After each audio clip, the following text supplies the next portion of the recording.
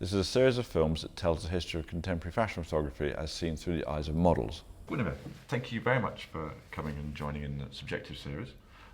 As I've explained to you, but just more for our viewers, that this is a series where I talk to models about the history of fashion photography by seeing it through their eyes. So what I'll do is I'll show you a set of photographs you've been in, and then we'll just discuss them. Okay. So we might as well just launch into it with the first photograph. I don't think I can start anywhere else than this. So that's our first picture I want to talk to you about.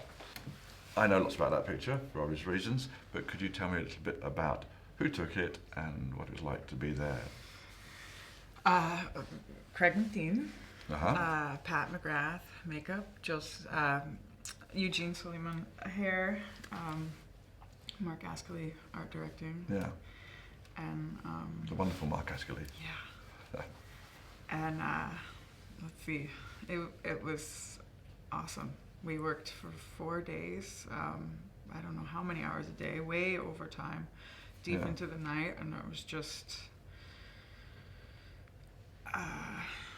We just got to explore. Yeah. There was like no rules.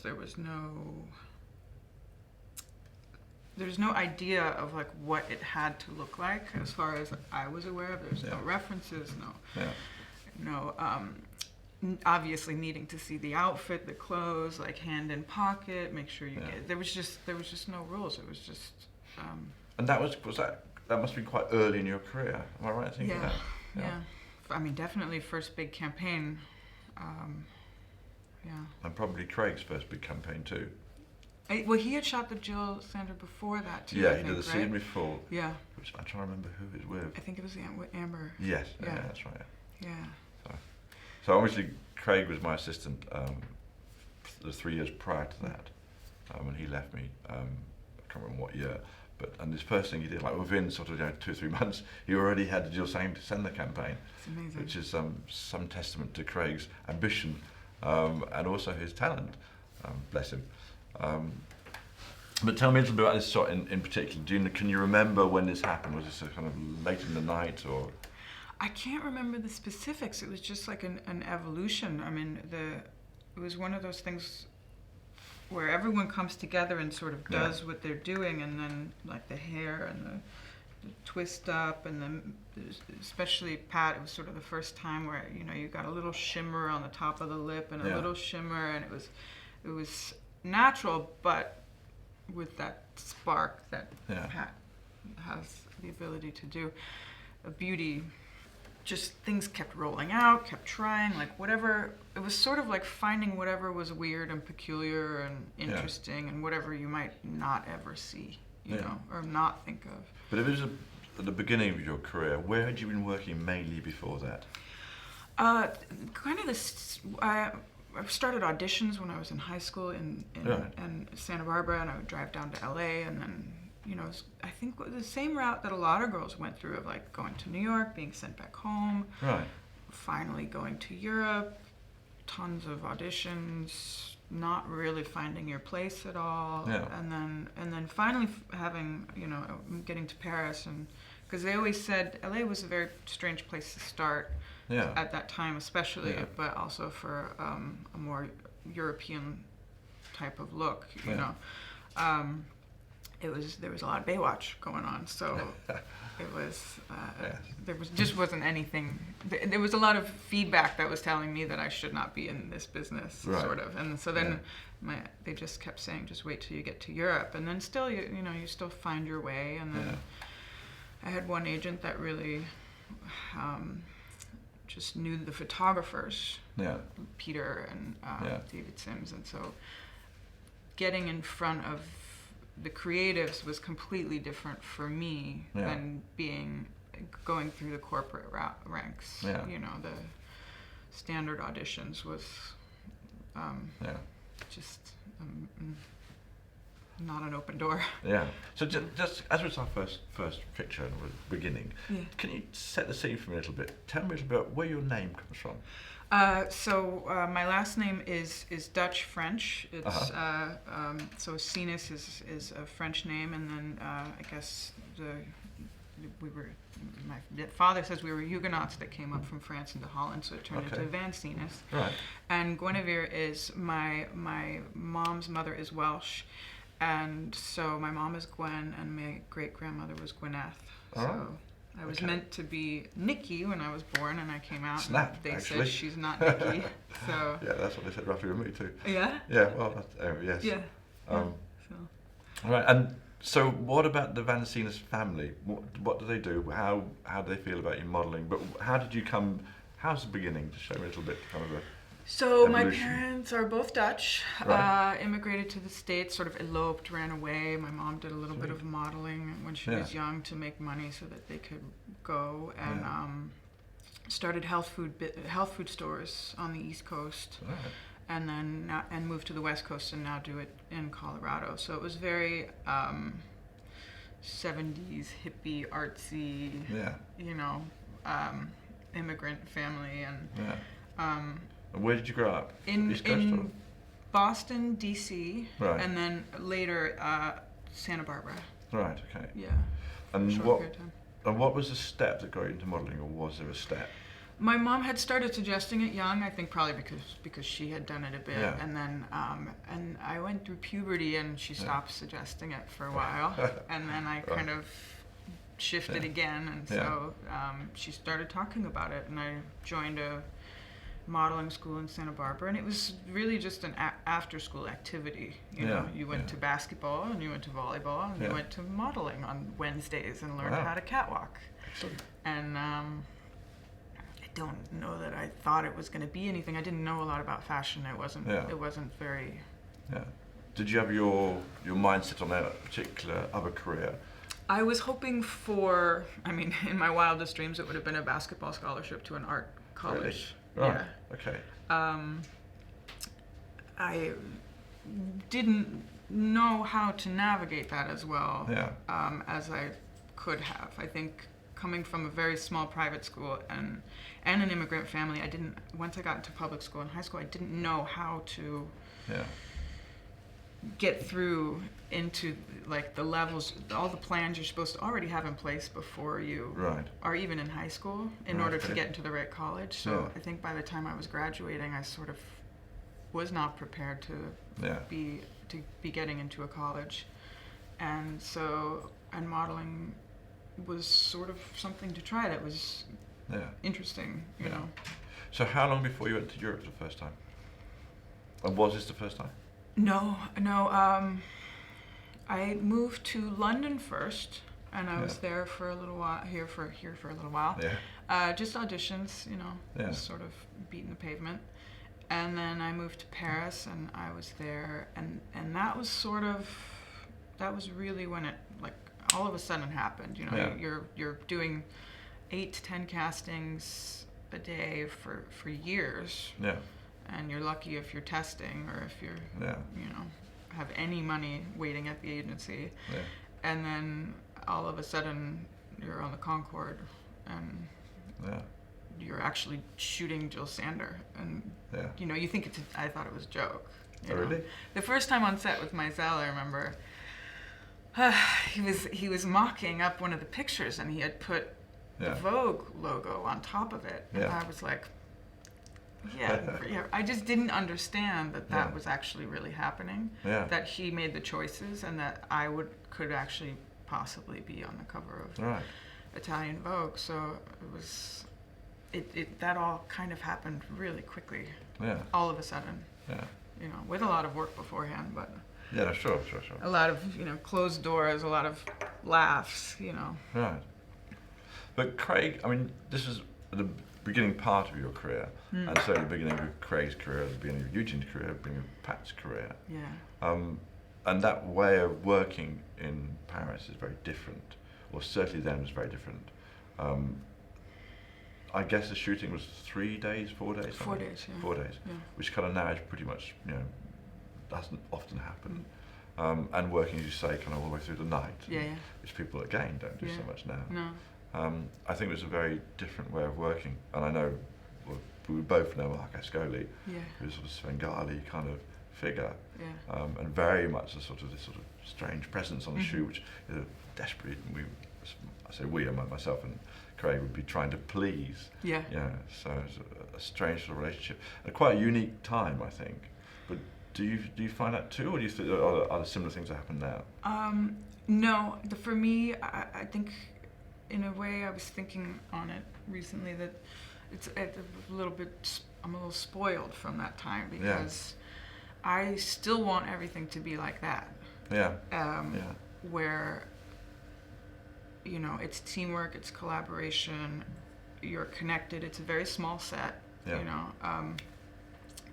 know, sometimes you're stopping and you're dancing, sometimes you're like all making vitamin C drinks to get through the night, you know, there's just time and space to have emotions and, you know, even communicate about whether the hair is working or like just really just explore, like who knows if the wallpaper was going to work, but let's try it. You know, strange idea, let's go for it.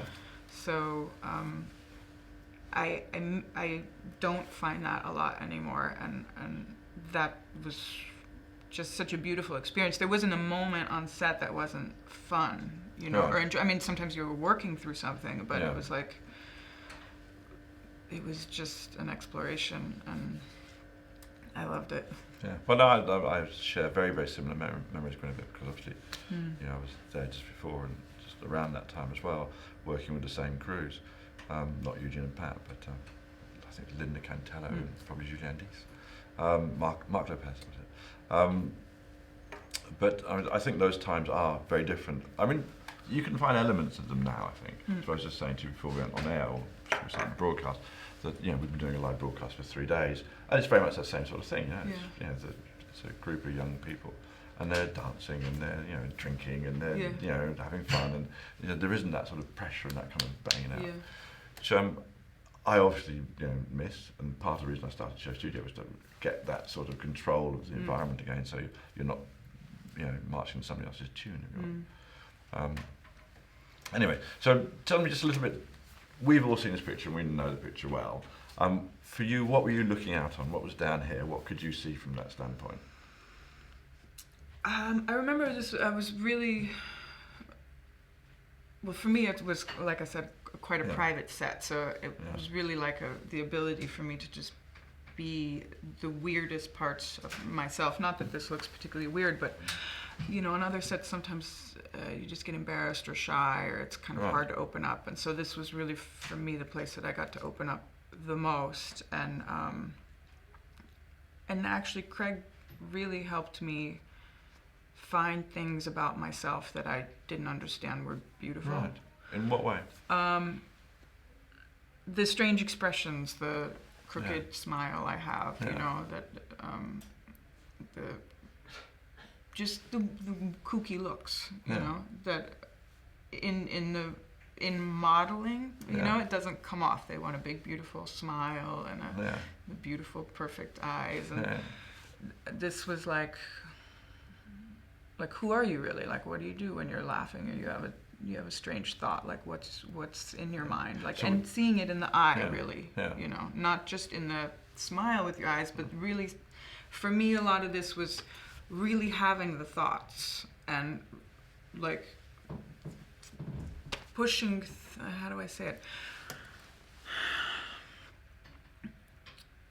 I wanted it, for the eyes to really be saying what I was thinking. Right. And would Craig talk to you a lot? Yeah.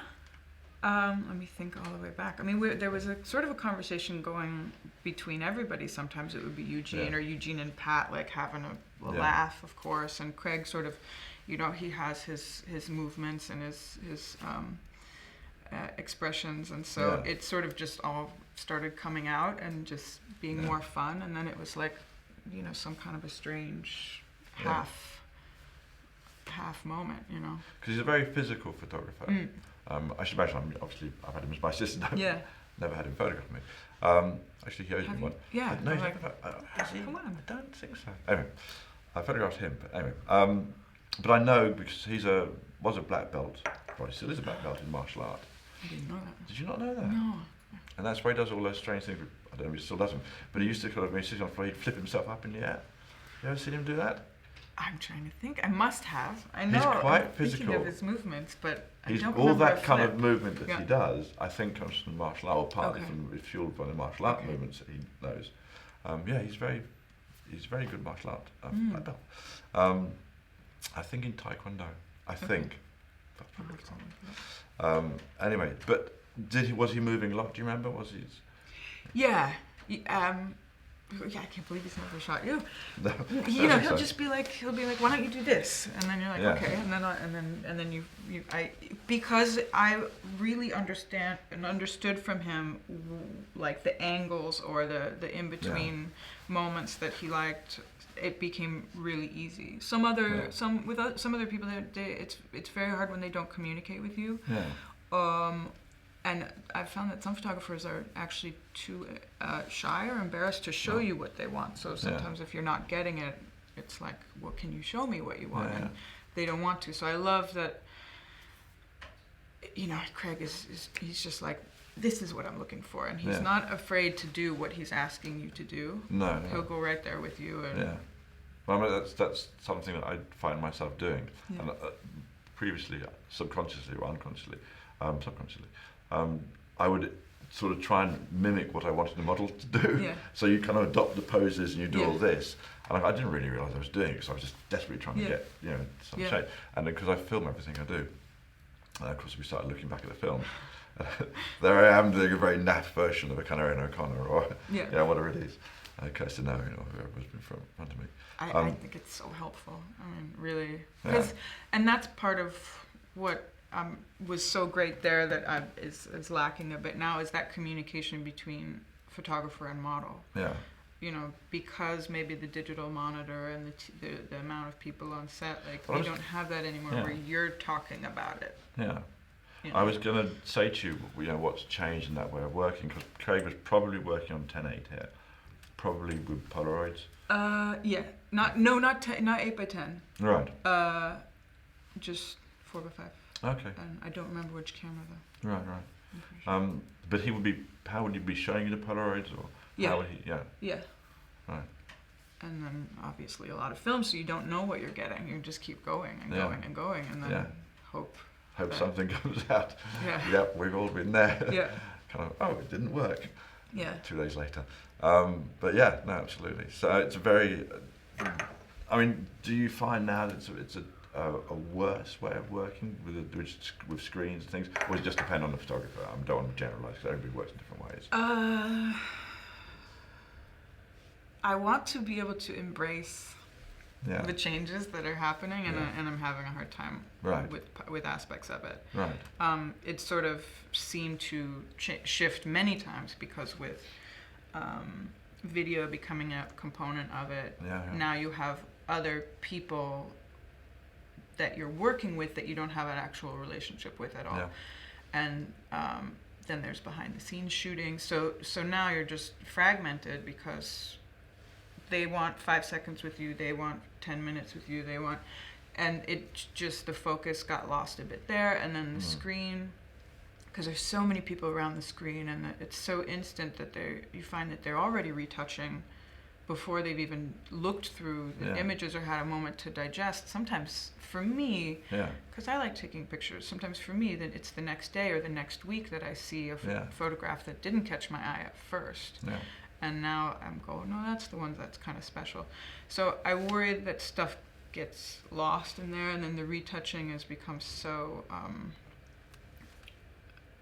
just so second nature that there's not even like a point where you worry that they're overdoing it, you know, and it just goes so quickly. And then with all the people behind the monitor, and like I'm sure you've heard, like the focus is now not on set anymore. You're kind of like in front of the lights, and then all of a sudden the whole team leaves.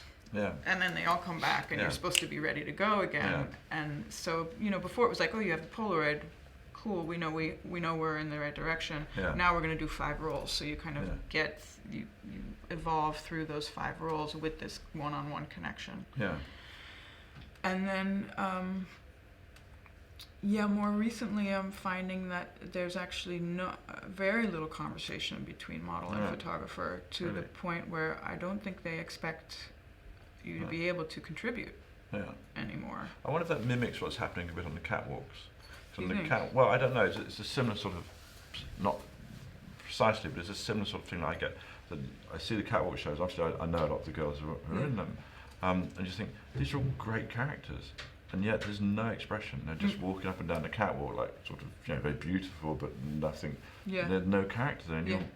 I don't know who I saw. I saw one girl on the catwalk. I thought, I know this guy, I was working with her yesterday, and she's brilliant. She's got full of character, you know, you can't shut her up on set. Yeah. She's offering this, that, and the other, and there she's walking kind of up and down. You think, you're missing something. Yeah. And you haven't got to go just because of her shape. Yeah. You've got to because she's a person. Yeah. And I wonder, there's a sort of similarity in that. You think that's the way it's going? There's a sort of, don't complicate things by letting people have an expression, or letting people have a thought. I wonder if it's like a combination of things, because the turnover is so fast now that it's more just about being able to produce enough images. So let's just get something, let's get it done, and there's a formula put on top of it, and those formulas have to be somewhat simple and don't have time for a deviation or analyze, like reassessing it.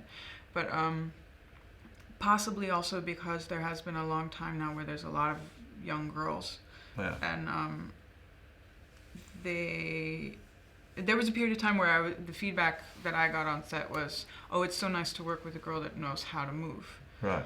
And because they were working, there was probably a large portion of them were young girls. Now it seems like they're so used to working with young girls that you don't even become a part of the conversation anymore. Right. It's easier, they just assume that you can't move. Right. Whereas I'm not the 6'2" stick figure, so I actually need to find angles, and I need to, with an outfit, look like it's a process. It's not just stand up in front of a building and you'll look perfect. That's that's not my strong point. So I'm trying to find my way with it, because it's nice when you can work the outfit, find an angle, find out what's beautiful about it, cover what's not beautiful about it, you know, like just have the conversation with the people around you, and the honest feedback, because I love to know what is working and what's not working so I can get better at it. And do you look at the screens? Are you the sort of model that looks at the screens and wants to know? Some girls do, some girls don't. I kind of stand back and try and look at it, because I want to understand how they're seeing me, or what movements will work better, what angles will work better. I'm still a little bit hesitant, because I remember when people were really private about their Polaroids. So I'm not used to this. Oh, everyone's looking at it, and it's a free for all. So I try and be respectful and wait till I'm invited. But I do need to understand a lot of the times, like, what they're seeing and what would help the picture from my side.